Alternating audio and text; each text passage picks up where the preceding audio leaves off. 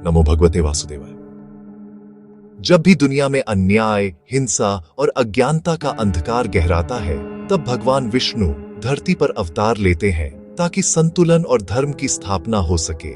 हर युग में जब मानवता अपने मार्ग से भटक जाती है, तब कोई दिव्य शक्ति उसे सही रास्ता दिखाने के लिए अवतरित होती है। यह परंपरा सनातन धर्म की आत्मा है, जिसमें हर अवतार का उद्देश्य केवल बुराई का नाश करना ही नहीं, बल्कि समाज को नई दिशा देना भी है। क्या आप जानते हैं कि भगवान विष्णु का नवम अवतार बुद्ध केवल एक साधारण धार्मिक गुरु नहीं थे? वे एक दिव्य संदेशवाहक थे, जिनका जन्म ही मानवता को करुणा, अहिंसा और सच्चाई की ओर मोड़ने के लिए हुआ था। बुद्ध का अवतरण एक नई चेतना का आरंभ था, जिसने न केवल भारत बल्कि पूरे विश्व को प्रभावित किया। कलयुग की शुरुआत में समाज में अंधविश्वास, हिंसा और जानवरों की बलि जैसी कुरीतियां फैल गई थीं। लोग वैदिक ज्ञान से दूर होकर रीति रिवाजों में उलझ गए थे। धर्म का असली अर्थ खो गया था और लोग बाहरी आडंबर में फंस गए थे। धर्म के नाम पर हो रही हिंसा ने समाज को भीतर से खोखला कर दिया था। ऐसे समय में दुनिया को करुणा, दया और समझ की सबसे ज्यादा जरूरत थी। समाज में करुणा की लौ बुझने लगी थी।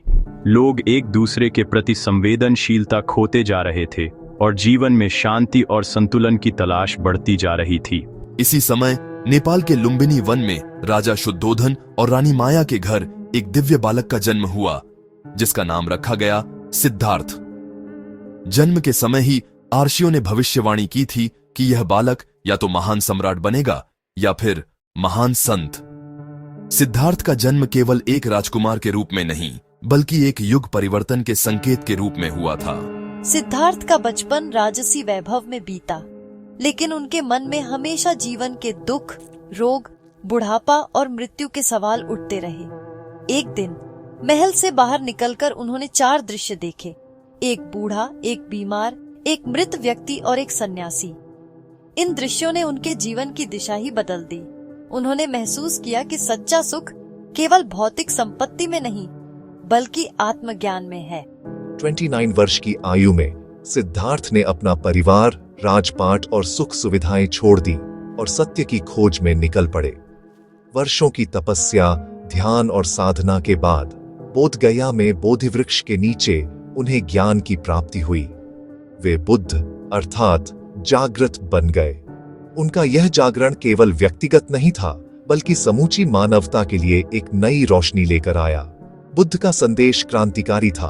उन्होंने कहा कि सच्चा धर्म बाहरी कर्मकांडों में नहीं, बल्कि भीतर की दया, अहिंसा और समझ में है। उन्होंने अहिंसा परमो धर्म का उपदेश दिया, अर्थात अहिंसा ही सबसे बड़ा धर्म है। यह विचार उस समय के लिए अत्यंत नवीन और साहसिक था। बुद्ध ने सिखाया कि जीवन का दुख लालच, मोह और गुस्से से जन्म लेता है। इनसे मुक्त होकर ही सच्चा सुख और शांति मिल सकती है। उन्होंने बताया कि इच्छाओं की जंजीरें ही हमें बांधती हैं और इनसे मुक्ति ही मोक्ष का मार्ग है। उन्होंने 8 अंगिक मार्ग बताया: सम्यक दृष्टि, सम्यक संकल्प, सम्यक वाणी, सम्यक कर्म, सम्यक आजीविका, सम्यक प्रयास, सम्यक स्मृति और सम्यक समाधि, जो आत्मज्ञान और मुक्ति की ओर ले जाते हैं। यह मार्ग हर व्यक्ति के लिए खुला है, चाहे वह किसी भी जाति, वर्ग या पृष्ठभूमि से हो। भगवान विष्णु ने बुद्ध का रूप क्यों चुना? क्योंकि उस समय मानवता को बाहरी आडंबर से निकालकर भीतर की करुणा और विवेक की ओर मोड़ना जरूरी था। बुद्ध का अवतार इस बात का प्रतीक है कि सच्चा धर्म केवल पूजा पाठ में नहीं, बल्कि व्यवहार और सोच में है। बुद्ध ने सच्चे साधकों को करुणा, सहिष्णुता और आत्मज्ञान की ओर मार्गदर्शन किया। उन्होंने समाज के हर वर्ग, राजा, भिक्षु, गृहस्थ, स्त्री, पुरुष, सबको अपने संदेश में शामिल किया। उनके लिए कोई भेदभाव नहीं था, सबको समान दृष्टि से देखा। उन्होंने लोगों को अंधविश्वास और बिना सोचे समझे रीति रिवाजों से दूर किया और तर्क, अनुभव और आत्मनिरीक्षण को महत्व दिया। बुद्ध के उपदेशों ने समाज में एक नई चेतना जगाई। उन्होंने बताया कि हर व्यक्ति अपने जीवन का मार्गदर्शक स्वयं बन सकता है। बुद्ध के जीवन में कई प्रेरक प्रसंग हैं, जैसे अंगुलीमाल डाकू को अहिंसा का मार्ग दिखाना या एक दुखी माँ को जीवन मृत्यु का सत्य समझाना। उनकी शिक्षाएं आज भी लाखों लोगों को शांति, उद्देश्य और आत्मज्ञान देती हैं। उनके विचार समय और सीमाओं से परे हैं। बुद्ध के शब्द अप दीपो भव यानी स्वयं अपना दीपक बनो आज भी गूंजते हैं और लोगों को आत्मनिर्भरता, विवेक और सच्चाई का मार्ग दिखाते हैं। यह संदेश हर युग में प्रासंगिक है और हमें अपने भीतर की शक्ति को पहचानने की प्रेरणा देता है। अगर भगवान विष्णु के नवम अवतार बुद्ध की यह कथा आपको प्रेरित करती है तो लाइक, शेयर और सब्सक्राइब जरूर करें ताकि ऐसी और ऐतिहासिक, दार्शनिक और सांस्कृतिक कहानियां आप तक पहुंचती रहें। आपके एक क्लिक से यह ज्ञान और भी लोगों तक पहुंच सकता है।